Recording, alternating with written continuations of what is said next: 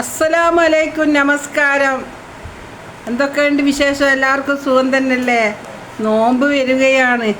നോമ്പിന് എല്ലാവരും നോമ്പെടുക്കും അല്ലേ? എല്ലാവരും ഫറളായ കാര്യമല്ലേ നോമ്പ്? എല്ലാവരും നോമ്പെടുക്കണം, ഫറളാണ് അല്ലേ? അതെല്ലാവരും എടുക്കും.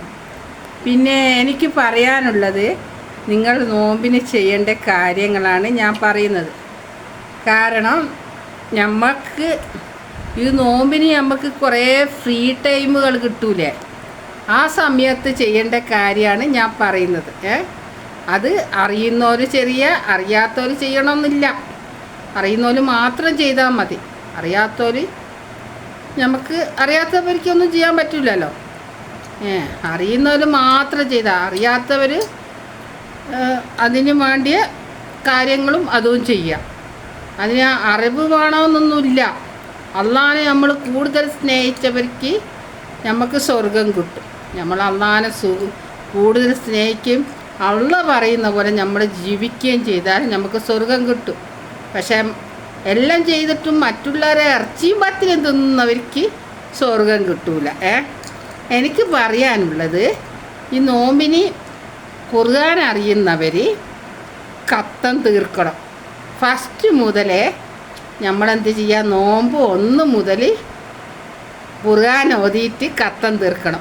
അത് നല്ല കാര്യമാണ്. പക്ഷേ അറിയാത്തവർ ചെയ്യണ്ട, അറിയുന്നവർ ചെയ്യുക. പിന്നെ ദിക്റുകൾ അധികരിപ്പിക്കണം നമ്മൾ. പിന്നെ സലാത്തുകളും ദിക്റുകളൊക്കെ നമ്മൾ അധികരിപ്പിക്കണം. പിന്നെ മാത്രമല്ല, മനസ്സ് എപ്പോൾ ശുദ്ധീകരിക്കണം. നമ്മൾ മറ്റുള്ളവരെ കൊണ്ട് വാക്കുകൊണ്ടോ നോക്കുകൊണ്ടോ ഒരു കുറ്റവും പറയാൻ പാടില്ല. നമ്മുടെ നോമ്പ് മറ്റുള്ളവർക്കായി പോവും.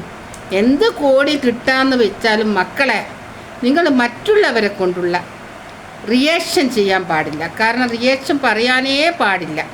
ഇത് നോമ്പ് കാലമാണ്, എല്ലാവരും ശ്രദ്ധിക്കുക. എനിക്ക് പറയാനുള്ളത് ഇതാണ്. നോമ്പ് കാലം ചെയ്യേണ്ട മെയിനായിട്ടുള്ള കാര്യമാണ് ഞാൻ പറഞ്ഞത്. റിയാക്ഷൻ ആരും പറയാൻ പാടില്ല.